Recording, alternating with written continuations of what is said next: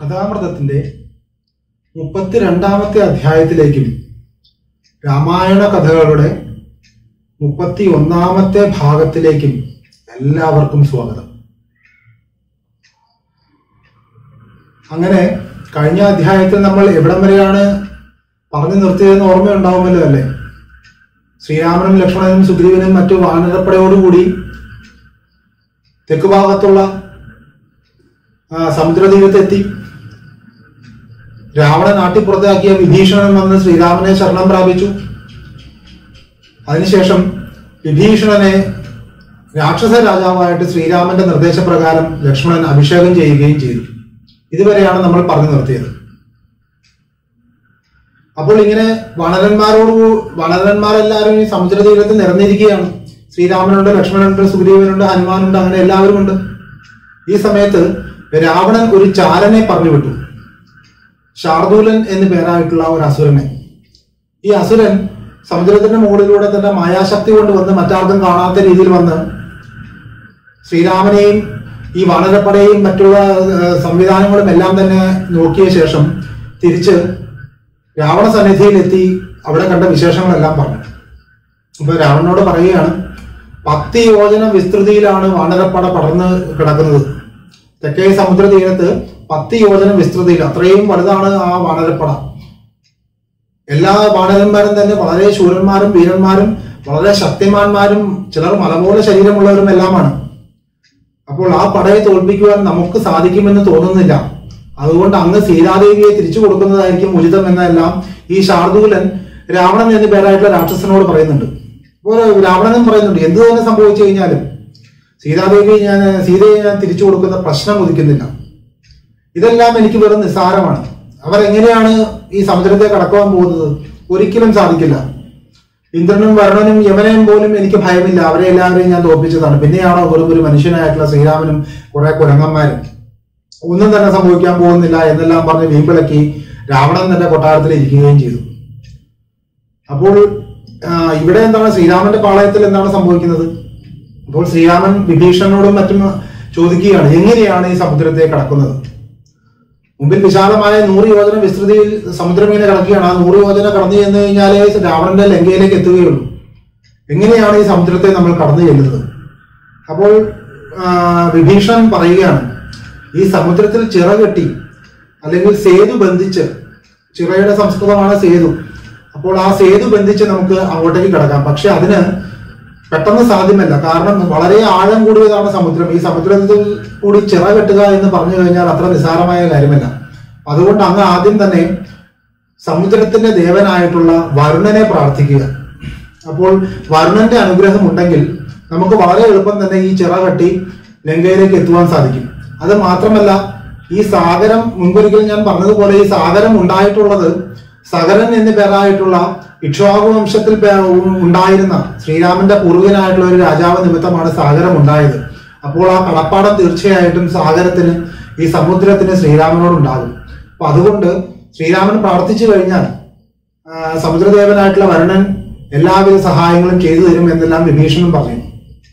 അപ്പോൾ ഇത് കേട്ടപ്പോൾ ശ്രീരാമന് സന്തോഷമായി. അങ്ങനെ തന്നെ ആവട്ടെ എന്ന് പറഞ്ഞ് അദ്ദേഹം എന്ത് ചെയ്തു? ശ്രീരാമൻ എന്ത് ചെയ്തു? കടൽ തീരത്ത് പോയി നിലത്ത് ദർഭപ്പുല്ല് വിരിച്ചു. ആ നിലത്ത് ദർഭപ്പുല്ല് വിരിച്ചിട്ട് തല കിഴക്കോട്ടേക്കാക്കി എടുത്തു. കിഴക്ക് ഭാഗത്തേക്ക് തല വെച്ചിട്ട് തന്റെ വലത്തെ കൈ തലയണയായിട്ട് ഉപയോഗിച്ച് അദ്ദേഹം അവിടെ കിടന്നു എന്നാണ്. അപ്പോൾ നല്ല ഭംഗിയായിട്ട് അതിനെക്കുറിച്ചെല്ലാം വർണ്ണിച്ചിട്ടുണ്ട് രാമായണത്തിൽ. അപ്പോൾ അത് പറയുന്നു, പണ്ട് ശരീരത്തിൽ സ്വർണവും രത്നവും എല്ലാം പതിച്ച ആഭരണങ്ങൾ അണിഞ്ഞിരുന്ന ആ വിശിഷ്ടമായ ശരീരം ഇപ്പോൾ ഇത് ആ ദർഭപ്പുല്ലിന്റെ മുകളിൽ കിടക്കുന്നു. വില്ല് പിടിച്ച് തഴമ്പിച്ച ആ കൈകളാണ് ഇപ്പോൾ തലയ്ക്ക് ഒരു തലയണയായിട്ട് ഉപയോഗിക്കുന്നത്. ധാരാളം ഗോക്കളെ, പശുക്കളെ എല്ലാം ദാനം ചെയ്ത് ആ കരങ്ങളാണല്ലോ ഇപ്രകാരം എല്ലാം ഇരിക്കുന്നത് എന്ന് എല്ലാം രാമായണത്തിൽ പറയുന്നുണ്ട്.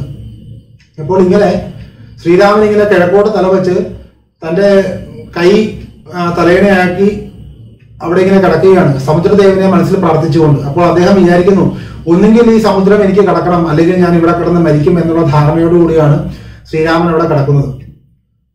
അദ്ദേഹം ഉപവാസം ചെയ്തുകൊണ്ടാണ് പ്രാർത്ഥിക്കുന്നത്. ഈ വരുണനെ പ്രാർത്ഥിച്ചുകൊണ്ടാണ് കിടക്കുന്നത്.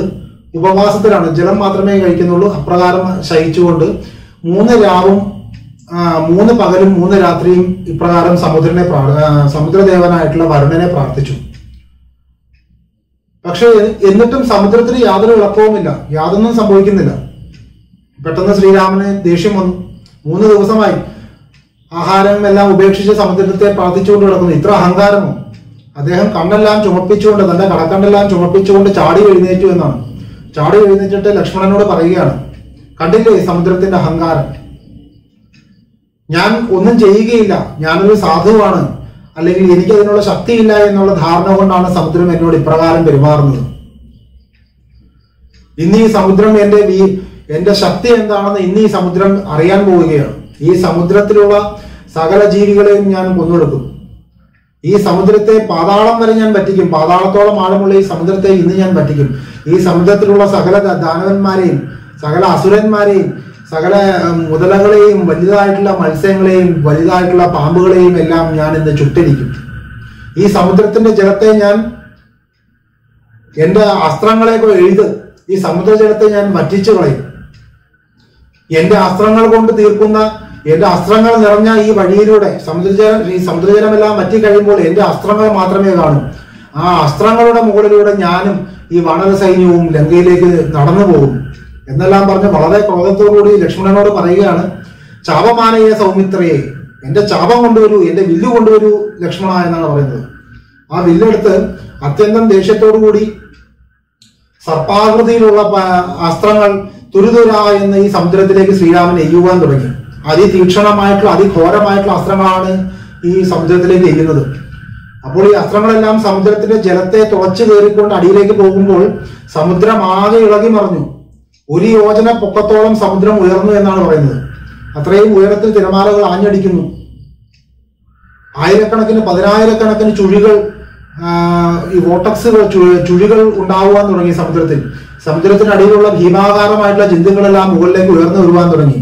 വളരെ ഭീമാകാരമായിട്ടുള്ള പാമ്പുകൾ, അസുരന്മാർ, വലുതായിട്ടുള്ള മത്സ്യങ്ങൾ, മുതലകൾ, ശംഖുകൾ, ചിപ്പികൾ മുതൽ സകല സാധനങ്ങളും ഉയർന്നു വരുവാൻ തുടങ്ങി. കടലാകെ കലങ്ങി മറിഞ്ഞു. കടല് മാത്രമല്ല, ലോകത്തിലുള്ള സകല നദികളും കുളങ്ങളും എല്ലാം തന്നെ കലങ്ങി മറിഞ്ഞു എന്നാണ്. പർവ്വതങ്ങളെല്ലാം വിറച്ചു. അപ്പോൾ ഇതെല്ലാം കണ്ട് ഭയത്തോടുകൂടി ലക്ഷ്മണൻ ശ്രീരാമന്റെ വില്ലിൽ കയറി പിടിച്ചു. അരുതേ ജ്യേഷ്ഠ, അരുതേ, അങ്ങ് കോപത്തെ അടക്കിയാലും ഇപ്രകാരമൊന്നും ചെയ്യേണ്ട കാര്യമില്ല. സമുദ്രത്തിന്റെ സഹായം ഇല്ലെങ്കിലും നമുക്ക് ലങ്കയിലേക്ക് പോകുവാൻ സാധിക്കും. അതുകൊണ്ട് അങ്ങയുടെ കോപത്തെ അടക്കിയാലും. അപ്പോൾ ആകാശത്ത് നിന്ന് ദേവർഷിമാരും ബ്രഹ്മർഷിമാരും ഇത് തന്നെ പറയുന്നുണ്ട്, അരുതേ അരുതേ ചെയ്യരുതേ എന്ന് ആകാശത്ത് നിന്ന് പറഞ്ഞു എന്നാണ്. അതുകൊണ്ടൊന്നും ശ്രീരാമൻ കേൾക്കുന്നില്ല. ഇന്ന് ഈ സമുദ്രത്തിന്റെ അഹങ്കാരത്തെ ഞാൻ തീർക്കും, ഞാൻ ആരാണെന്ന് ഈ സമുദ്രം ഇന്ന് അറിയുവാൻ പോകുന്നേ ഉള്ളൂ എന്ന് പറഞ്ഞ് ബ്രഹ്മദണ്ഡം പോലത്തെ ഒരു അസ്ത്രം എടുത്തു എന്നാണ് ശ്രീരാമൻ. വളരെ ശക്തിയായിട്ടുള്ള ഒരു അസ്ത്രം എടുത്ത് ആ അസ്ത്രത്തിൽ ബ്രഹ്മാസ്ത്ര മന്ത്രത്തെ ജപിച്ചു. ബ്രഹ്മാസ്ത്ര മന്ത്രം ജപിച്ച് ബ്രഹ്മദണ്ഡം പോലെ അസ്ത്രം തന്നെ വളരെ വിശേഷപ്പെട്ടതാണ്. ബ്രഹ്മദണ്ഡം പോലത്തെ അസ്ത്രത്തെ എടുത്ത് ആ അസ്ത്രത്തിൽ ബ്രഹ്മാസ്ത്ര മന്ത്രം കൂടി ജപിച്ച് അതിനൊരു ബ്രഹ്മാസ്ത്രമാക്കി സമുദ്രത്തിന് നേരെ എയ്യുവാൻ തുടങ്ങി. അപ്പോഴേക്കും സമുദ്രം ആകെ കലുഷിതമായി. ലോകത്താകെ ഇരുട്ടു പരന്നു എന്നാണ്. സൂര്യനെല്ലാം ഭയന്ന് വിറച്ചു. പർവ്വതങ്ങളെല്ലാം കുലുങ്ങി വിറച്ചു. ഭൂമി കുലുങ്ങുവാൻ തുടങ്ങി. സകല ജന്തുക്കളും കാണുവാൻ സാധിക്കുന്നതും കാണുവാൻ സാധിക്കാത്ത ജനങ്ങളും ഉറക്കെ അലറി കരയുവാൻ തുടങ്ങി എന്നാണ്.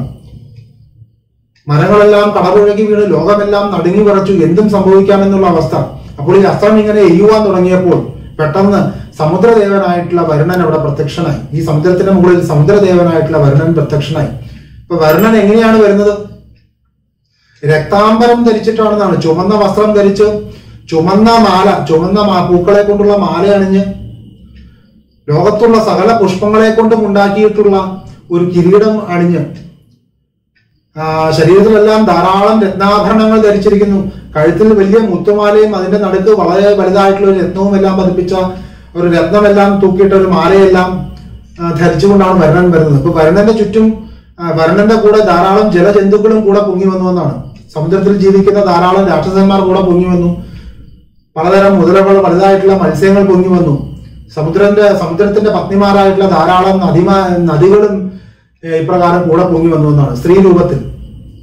ഇപ്പോൾ ഇവരെല്ലാവരും പൊങ്ങി വന്നു. അതിനുശേഷം സമുദ്ര ദേവനായിട്ടുള്ള വരുണൻ ശ്രീരാമന്റെ അടുത്ത് ചെന്ന് കൈകൂപ്പി വന്ദിച്ചു. വന്ദിച്ച ശേഷം പറഞ്ഞു, അല്ലയോ ഹേ രാമ, അങ്ങ് ഇപ്രകാരം കോപിക്കുന്നത് എന്തിനാണ്? ഈ പഞ്ചഭൂതങ്ങൾ, അതായത് ആകാശം, ഭൂമി, വായു തുടങ്ങിയതായിട്ടുള്ള ഈ പഞ്ചഭൂതങ്ങൾക്കെല്ലാം ഇത് ഉണ്ടായ കാലത്ത് ഈശ്വരൻ ഒരു സ്ഥിതി കൽപ്പിച്ചിട്ടുണ്ട്. ആ സ്ഥിതിയിൽ തന്നെ ഉണ്ടാവുകയുള്ളൂ. ഇപ്പോൾ സമുദ്രം എന്ന് പറഞ്ഞു കഴിഞ്ഞാൽ ജലമാണ്. ആ ജലത്തിനൊരു അവസ്ഥയുണ്ട്. അത് പൊതുവെ ശാന്തമായി അങ്ങനെ പരന്നു കിടക്കും. അപ്പോൾ ആ ഒരു സ്വാഭാവികമായിട്ടുള്ള ഒരു അവസ്ഥയെ ഒരു കാരണം കൊണ്ടും മാറ്റുവാൻ സാധ്യമല്ല. ഒരു ഭീഷണി കൊണ്ട് അങ്ങിപ്പോൾ എന്നെ നശിപ്പിച്ചു കളയുമെന്ന് അങ്ങ് എന്നെ ഭീഷണിപ്പെടുത്തി, അല്ലെങ്കിൽ എന്തെങ്കിലും ലാഭം കൊണ്ടോ മോഹം കൊണ്ടോ ക്രോധം കൊണ്ടോ ഒന്നും തന്നെ എന്റെ സ്വതസിദ്ധമായിട്ടുള്ള എന്റെ ഈ സ്വഭാവ വിശേഷത്തെ മാറ്റുവാൻ സാധിക്കില്ല. എന്നെ സൃഷ്ടിച്ച കാലത്ത് ഈശ്വരൻ എനിക്ക് നൽകിയിട്ടുള്ളതാണ്. അതുകൊണ്ടാണ് ഞാൻ അങ്ങയുടെ മുമ്പിൽ പ്രത്യക്ഷപ്പെടാതിരുന്നത്. ജലത്തിന് സ്വതസിദ്ധമായിട്ടുള്ള, നമ്മൾ പറയില്ലേ, ലിക്വിഡ് സ്റ്റേറ്റ്, ഏതൊരു വസ്തുവിനകത്താക്കിയാലും ജലം ആ വസ്തുവിന്റെ രൂപത്തിലാകും. വായുവിനൊരു സ്വഭാവമുണ്ട്, ജലത്തിനൊരു സ്വഭാവമുണ്ട്, ആകാശത്തിനൊരു സ്വഭാവമുണ്ട്, ഭൂമിക്കൊരു സ്വഭാവമുണ്ട്, അഗ്നിക്കൊരു സ്വഭാവമുണ്ട്. ഓരോന്നിനും അതിൻ്റെതായിട്ടുള്ള ഒരു സ്വഭാവ ഗുണമുണ്ട്. ആ ഗുണത്തെ മാറ്റുവാൻ സാധിക്കില്ല. തീയിൽ കൈവിരൽ വെച്ച് കഴിഞ്ഞാൽ പൊള്ളില്ലേ? നമ്മളിപ്പോൾ കൈവിരൽ വെച്ചിട്ട് തീയിനോട് പൊള്ളരുത് എന്ന് പറഞ്ഞു കഴിഞ്ഞാൽ എങ്ങനെ ഉണ്ടാവും? അല്ലെങ്കിൽ പൊള്ളിക്കരുത് എന്ന് പറഞ്ഞു കഴിഞ്ഞാൽ എങ്ങനെ ഉണ്ടാവും? അതുപോലെയാണ് ഞാൻ ജലം. എനിക്ക് പ്രത്യേകിച്ച് വികാരങ്ങളോ വിചാരങ്ങളോ ഒന്നുമില്ല. ഞാനിങ്ങനെ പരന്നു കിടക്കുന്നു. അപ്പോൾ ആ സ്വഭാവത്തെ മാറ്റുവാനാണ്, നശിപ്പിക്കുവാനാണ് അങ്ങ് തുനിഞ്ഞത്. അപ്രകാരം ചെയ്യരുത്. ഞാൻ അങ്ങക്ക് വഴി തരാം. അത് അങ്ങയെ ഭയന്നിട്ടോ മറ്റൊന്നും കൊണ്ട് തന്നെയല്ല. ഞാൻ അങ്ങക്ക് വഴി തരാം. എനിക്ക് അങ്ങയോട് കടപ്പാടുണ്ട്, അങ്ങയുടെ വംശത്തോട് കടപ്പാടുണ്ട്. ഞാൻ അങ്ങക്ക് ലങ്കയിലേക്ക് പോകുവാനുള്ള വഴി തരാം.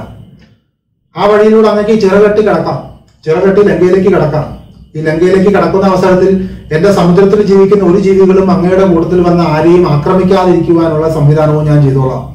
അങ്ങ് ഈ ചിറ കെട്ടുന്ന സമയത്ത് ആ ചിറയെ ഞാൻ താങ്ങിക്കൊള്ളാം. താന്നു പോകാതെ, തകർന്നു പോകാതെ ഞാൻ താങ്ങിക്കൊള്ളാം. അതുകൊണ്ട് അങ്ങയുടെ കോപത്തെ അടക്കിയാലും എന്ന് പറഞ്ഞിട്ട് വരുണൻ പറയുന്നു.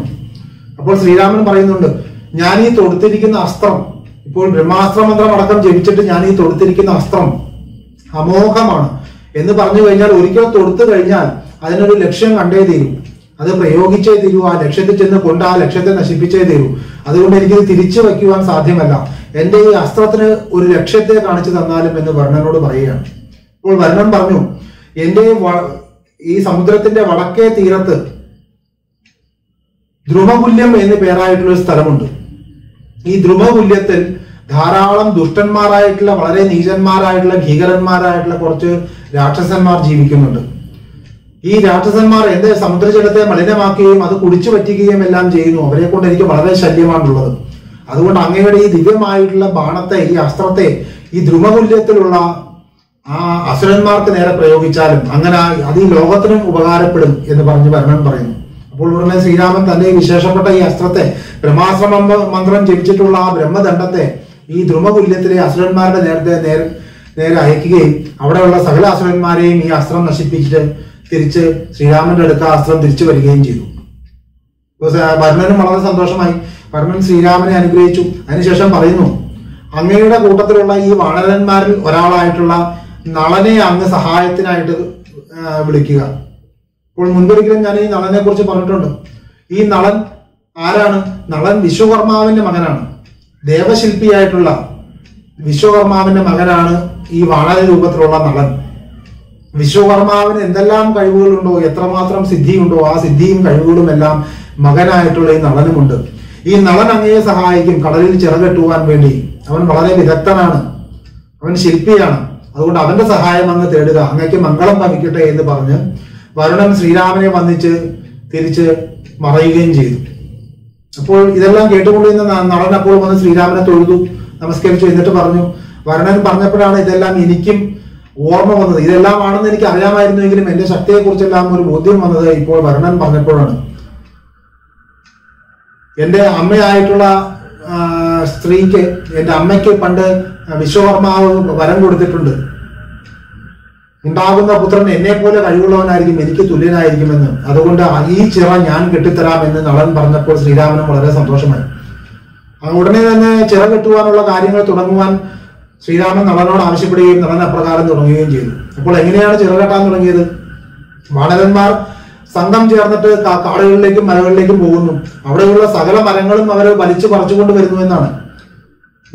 കുറെ മരങ്ങൾ വേരോടുകൂടി പിഴുതുകൊണ്ട് വന്നു. അപ്പോൾ ഈ പറിച്ചെടുത്ത മരങ്ങളുടെ എല്ലാം വിശദമായിട്ടുള്ള ഒരു ലിസ്റ്റ് തന്നെ പറയുന്നുണ്ട്. പലതരത്തിലുള്ള മരങ്ങൾ, പ്ലാവ്, മാവ്, കണിക്കൊന്ന, തേക്ക്, പന, ഈന്തപ്പനം, നീർമരുത്, ഇങ്ങനെ തുടങ്ങി അസംഖ്യം മരങ്ങൾ പിഴുതെടുത്തുകൊണ്ട് വന്നു. അപ്പൊ ചിലത് വേരോടുകൂടി പിഴുതെടുത്തുകൊണ്ട് വന്നു, ചിലത് വേരില്ലാതെ പറിച്ചെടുത്തുകൊണ്ട് വന്നു. ഇതെല്ലാം കൊണ്ടുവന്ന് വാണരന്മാർ ഈ നളന്റെ നിർദ്ദേശാനുസരണം സമുദ്രത്തിലേക്ക് ഇടുവാൻ തുടങ്ങി. അപ്പോൾ സമുദ്രജലം ഇങ്ങനെ ആകാശത്തിലേക്ക് ഉയർന്നു എന്നാണ് ഇതെല്ലാം വന്ന് വീഴുമ്പോൾ.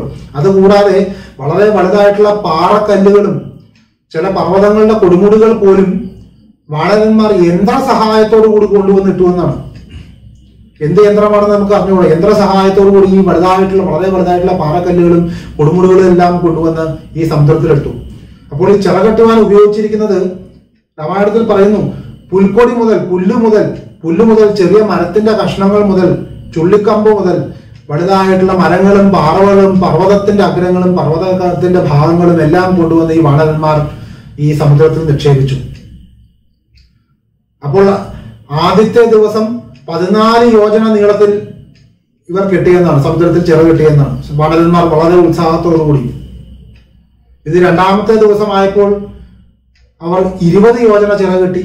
മൂന്നാമത്തെ ദിവസമായപ്പോൾ 21 യോജന, നാലാമത്തെ ദിവസമായപ്പോൾ 22 യോജന, മൂന്നാമത്തെ ദിവസമായി കഴിഞ്ഞപ്പോൾ 5ാമത്തെ ദിവസമായി കഴിഞ്ഞപ്പോൾ 23 യോജന നീളത്തിലും കെട്ടി. അങ്ങനെ മൊത്തം 5 ദിവസം കൊണ്ട് ഈ വാണരന്മാർ 100 യോജന നീളത്തിൽ ലങ്കാനഗരം വരെ, ലങ്ക എന്ന് പേരായിട്ടുള്ള ദ്വീപ് വരെ ഈ ചിറ കെട്ടി തീർത്തു.